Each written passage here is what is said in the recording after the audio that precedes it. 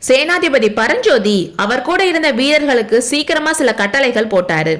அவங்கள 4 பேரை மட்டும் அவர் கூட வர சொல்லிட்டு கொள்ளை முற்றத்துக்கு போனாரு. முற்றத்துல பவளமல்லி செடி பக்கத்துல இருந்த கிணத்துக்கிட்ட போய் உள்ள எட்டி பார்த்தாரு. கிணத்தோட சுவர் கொஞ்ச தூரம் வரைக்கும் செங்கல்னால கட்டியிருந்தாங்க. அதுக்கு கீழே பாறைய தோண்டிருந்தாங்க. தண்ணியும் ரொம்ப ஆழத்துல இருந்துச்சு. நெஞ்சு திக்கு திக்குன்னு அடிச்சுக்க அவர் கிணத்துக்குள்ள இறங்கினாரு. அவர் கூட சேர்ந்து 4 வீரர்களும் இறங்கினாங்க. கிணத்தோட 3/4 பங்கு ஆழத்துக்கு இறங்கினதும் பரஞ்சோதி ஆன்னு ஆச்சரியப்பட்டு சத்தம் போட்டாரு. அங்க பாறை சுவர்ல ஒரு பெரிய ஓட்டை இருந்துச்சு. அந்த ஓட்டை ஆழமா போனது மட்டும் இல்லாம கொஞ்ச தூரத்துக்கு அப்புறம் ரொம்ப இருட்டாவும் இருந்துச்சு. பரஞ்சோதி வீரர்களுக்கு சைகை பண்ணிட்டு அந்த ஓட்டைக்குள்ள போனாரு. ஒரு ஆளு படுத்து ஊர்ந்து போற அளவுக்கு தான் அந்த ஓட்டை இருந்துச்சு. கொஞ்ச தூரம் போனதும் துவாரம் கொஞ்சம் பெருசாச்சு. இன்னும் கொஞ்ச தூரம் உட்கார்ந்த மாதிரியே நகர்ந்து போனதும் படிக்கட்டு தெரிஞ்சிச்சு. 4-5 படிக்கட்டு இறங்கினதும் சமதளத்துக்கு வந்த மாதிரி தோணுச்சு. முதல்ல கொஞ்ச நேரம் ஒரே இருட்டா இருந்துச்சு. கண்கள் இருட்டுக்கு பழகினதும் அங்க சுத்தி இருக்கிறத பார்க்க முடிஞ்சிச்சு. பூமிக்கு அடியில பாறையை குடைஞ்சு பண்ண ஒரு பெரிய மண்டபத்தோட ஒரு ஓரத்துல தான் நிக்கிறத பரஞ்சோதி உணர்ந்தாரு. அவர் நின்ன இடத்துக்கு நேரா ஒரு பெரிய புத்தர் சிலை இருந்துச்சு. பரஞ்சோதியும் வீரர்களும் அந்த மண்டபம் முழுக்க மூளை முடுக்கல தேடியும் மனுஷங்க யாரும் அங்க இருக்கிற மாதிரி தெரியல. ஆனாலும் ஒரு தூணுக்கு பின்னாடி சில துணிகளும் ஆபரணங்களும் இருந்துச்சு. அது சக்கரவர்த்தியோடதுன்னு தெரிஞ்சதும் நாகநந்தி தான் அந்த உடைகளை கழட்டிட்டு சன்னியாசி உடை போற்றுக்காருன்னு முடிவு பண்ணாரு. ஆனா நாகநந்தியும் சிவகாமியும் எங்க? அங்க இருந்து அவங்க எப்படி மாயமா மறைஞ்சிருப்பாங்கன்னு யோசிச்சாரு. அப்போ பரஞ்சோதியோட பார்வை புத்த பகவானோட சிலை மேல விழுந்துச்சு. சட்டுன்னு அவருக்கு ஒரு ஞாபகம் வந்துச்சு. காஞ்சியில ராஜவிகாரத்துல புத்தர் சிலைக்கு பின்னால இருந்த ரகசிய வழி ஞாபகம் வந்துச்சு. உடனே அவரு சிலைக்கு பக்கத்துல போனாரு. அந்த சிலை பாறையோட பின் சுவரோட ஒட்டி இருந்துச்சு. சிலைக்கு பின்னால துவாரமோ ரகசிய வழியோ இருக்கிற மாதிரியே தெரியல. பரஞ்சோதிக்கு ரொம்ப ஏமாற்றமா இருந்துச்சு. ஆனா அவர் தேடுற ரகசிய வழி இந்த சிலையில தான் இருக்கணும்னு மட்டும் தோணிட்டே இருந்துச்சு. புத்த பகவானே, மகாவிஷ்ணுவோட மாயவதாரம் நீங்க தானே கேள்விப்பட்டது உண்மைனா இப்போ எனக்கு நீங்க தான் வழிகாட்டணும். உங்களோட பாதங்களே கதின்னு சொல்லி புத்த பகவானோட பாதங்களை தொட்டாரு. தொட்ட உடனே ஒரு அதிசயம் நடந்துச்சு. புத்தர் சிலை அதோட இடத்துல இருந்து கொஞ்சம் தள்ளி போச்சு. பின்னாடி இருந்த பாறை சுவர்ல எதிர்பார்த்த மாதிரியே சுரங்க வழியும் தெரிஞ்சிச்சு.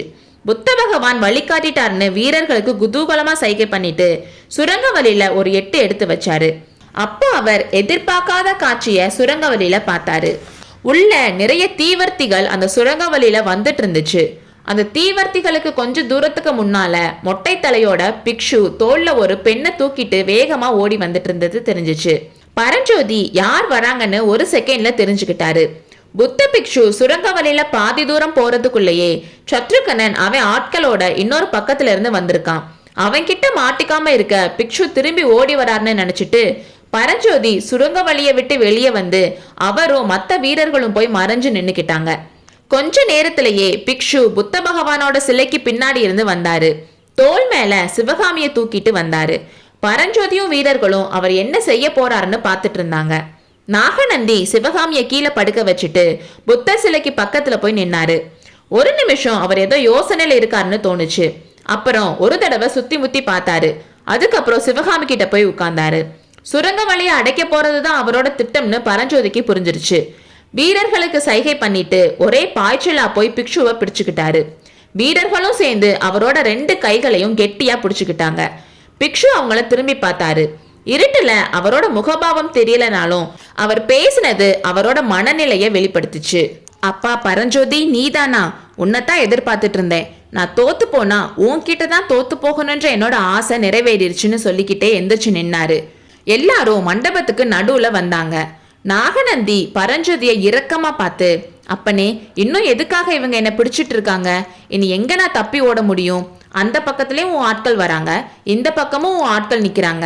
என் ஆட்ட பாட்டம் எல்லாம் முடிஞ்சிருச்சு. இனிமேல் நீ சொன்னபடி நான் கேட்க வேண்டியதுதான். உன்னையும் ஆயனரையும் எப்படியாவது அஜந்தாக்கு வர வைக்கணும்னு பார்த்தேன். அது முடியாம போயிடுச்சு.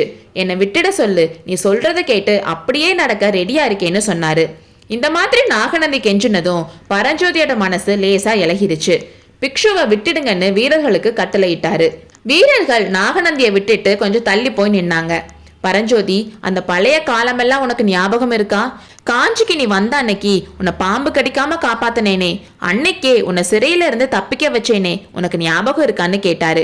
இப்படி பேசிக்கிட்டே கண்மூடி திறக்கிற நேரத்துல நாகநந்தி மறைச்சு வச்சிருந்த ஒரு சின்ன கத்தியை எடுத்தாரு. புத்த பிக்ஷு கையில கத்தி எடுத்ததை பார்த்ததும் பரஞ்சோதி டக்குன்னு 2 எட்டு பின்னால எடுத்து வச்சு அவரோட உரையில இருந்து வாளை உருவினாரு. அப்ப அந்த நேரத்துல அவரோட மனசுல நம்ம உயிர் போச்சு, எவ்வளவோ முயற்சி செஞ்சோம், கடைசியில காரியம் கூடி வர நேரத்துல இந்த மாதிரி ஒரு பெரிய தப்பு செஞ்சுட்டோமேன்ற ஒரு எண்ணம் மின்னல் மாதிரி வந்துட்டு போச்சு. இது என்ன, இந்த வஞ்சக நாகநந்தி ஏன் அந்த பக்கம் திரும்புறாரு? யார் மேல எரியறதுக்காக கத்திய ஓங்குறாரு? சிவகாமி தேவி மேல எரியறதுக்கு தானே கத்திய பாக்குறாரு. படுபாவி, யார் செய்த அதிர்ஷ்டமோ தெரியல, நாகநந்தி கத்திய ஓங்குன மாதிரி ஒரு அரை செகண்ட் வந்து தயங்கி நின்னாரு. அந்த அரை செகண்டை யூஸ் பண்ணிக்கிட்டு பரஞ்சோதி அவரோட வாளால கத்தி பிடிச்சிருந்த பிக்ஷுவோட அந்த தோலை வெட்டிட்டாரு. பிக்ஷுவோட குறி தவறி கத்தி எங்கேயோ போய் விழுந்துருச்சு. நாகநந்தியும் அடியற்ற மரம் போல் தரையில் விழுந்தார். அடுத்த அத்தியாயத்தில் சந்திப்போம்.